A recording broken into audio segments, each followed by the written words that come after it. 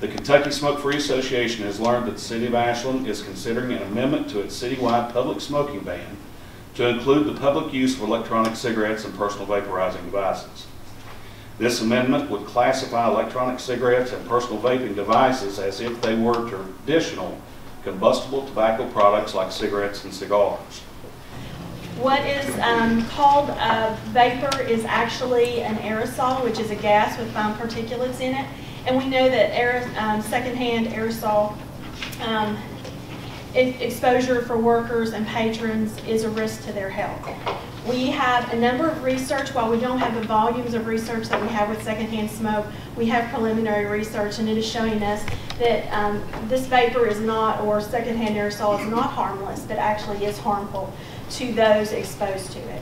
Electronic cigarettes and personal vaping devices are battery-powered electronic devices which evaporate or aerosol an e-liquid. These e-liquids do not contain any tobacco, do not involve the combustion of tobacco or any other organic matter. I've been a dedicated smoker for over 20 years. I started at age 12. I told myself I would die a smoker.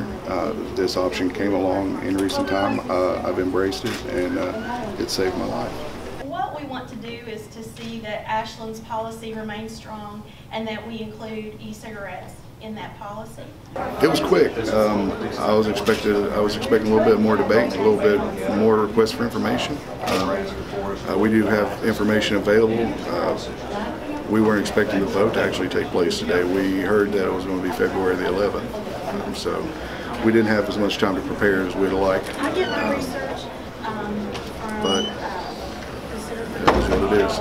Ordinance. It's not tobacco. It's nicotine, which is derived from tobacco. I agree with that. It comes from eggplant too, and tomatoes.